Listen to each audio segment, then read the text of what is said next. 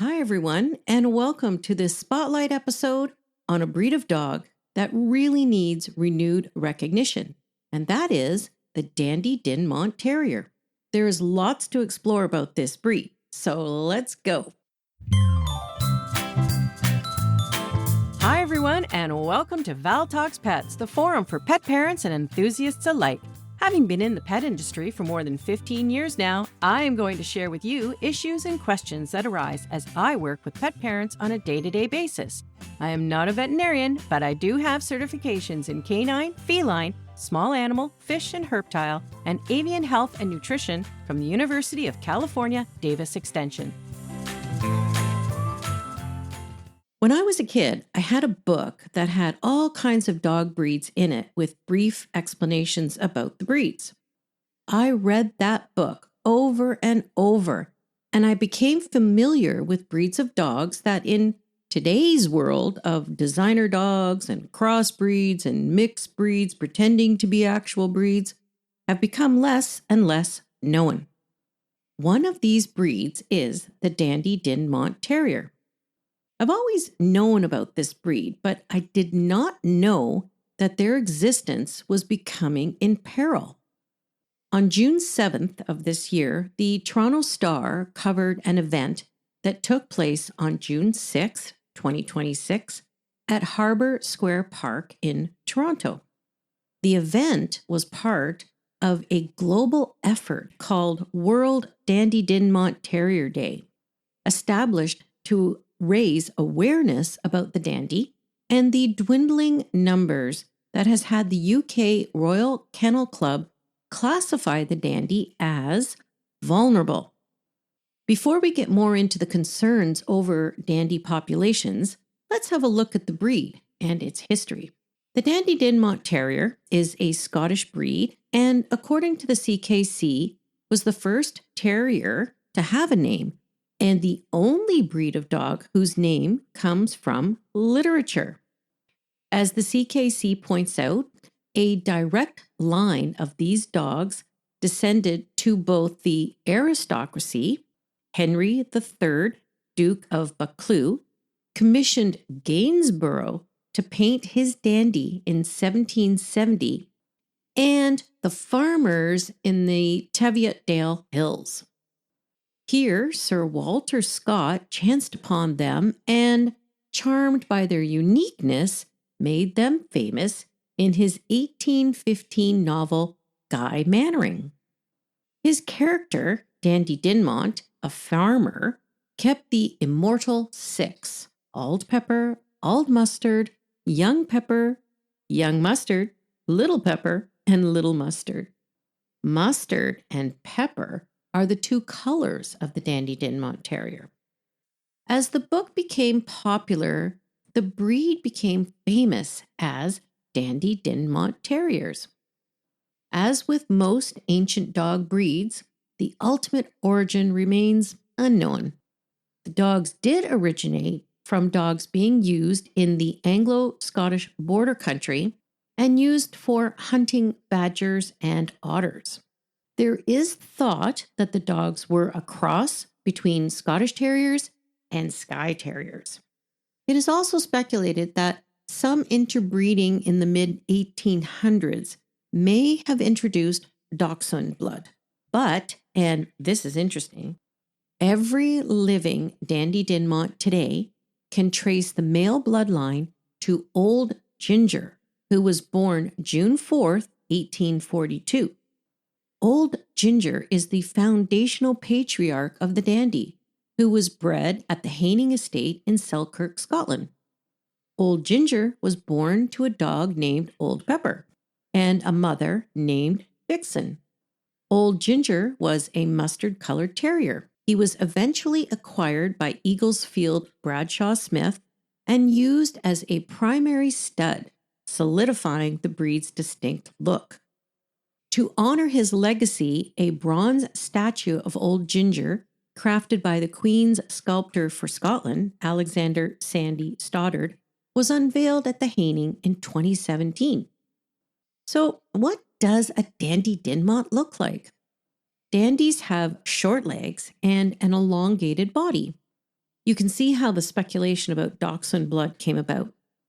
If you look at most Scottish Terrier breeds like the Westie, the Skye, the Cairn, they have these little ears that stand upright.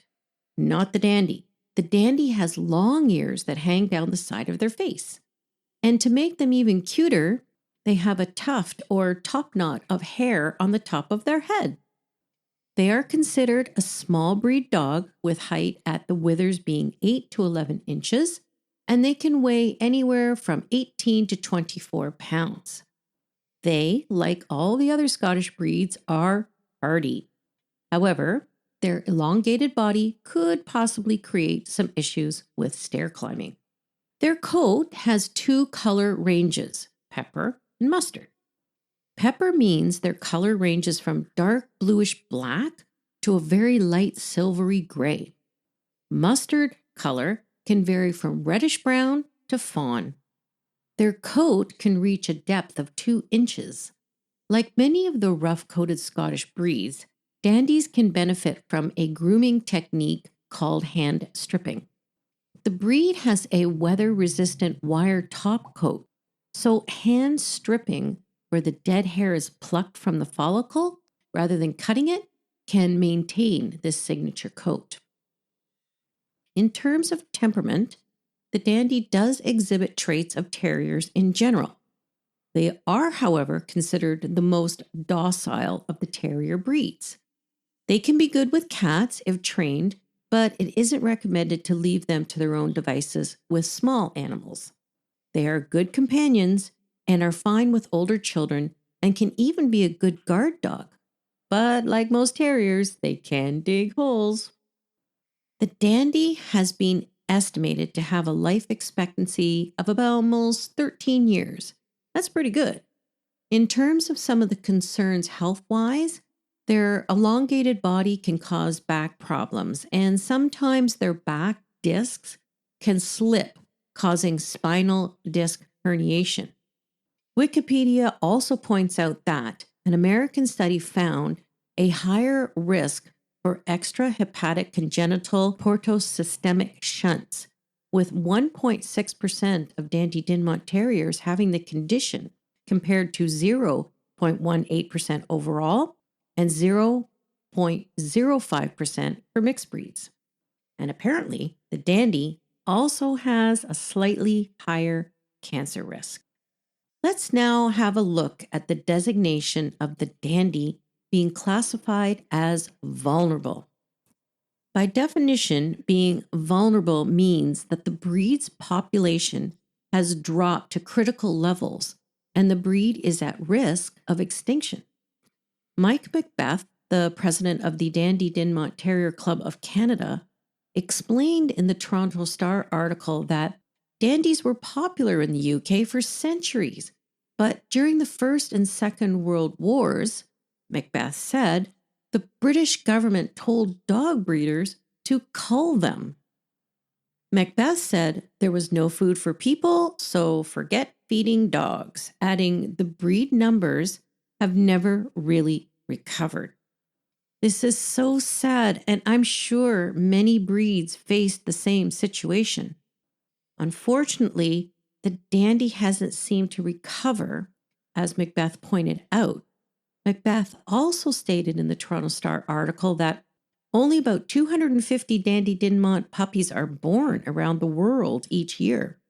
Another statistic that I looked at said there were fewer than 3,000 thought to exist in total.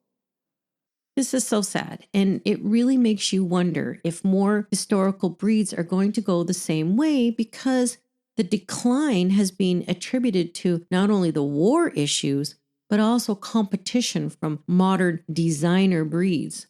Now, as you know, all these weird or not so weird crossbreeds, in my opinion, are not breeds.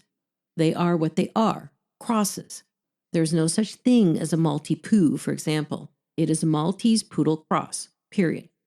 Making up names doesn't mask the fact that the dog is a cross of two different breeds, or even more, becoming a mixed breed, or what used to be called a mutt.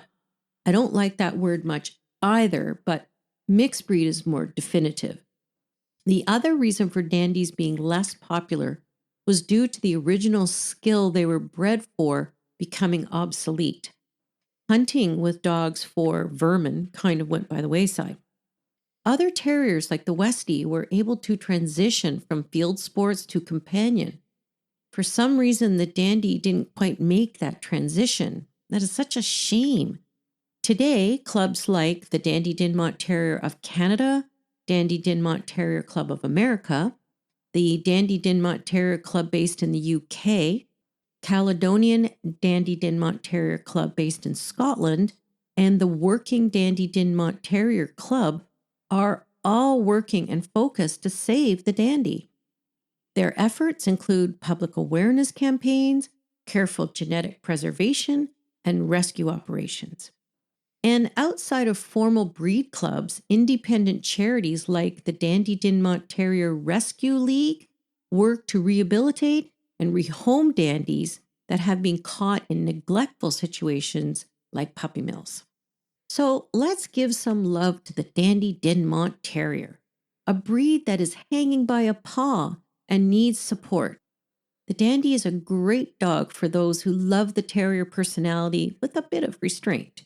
They are super cute and, like their counterparts, are a hardy breed. What more can you ask for?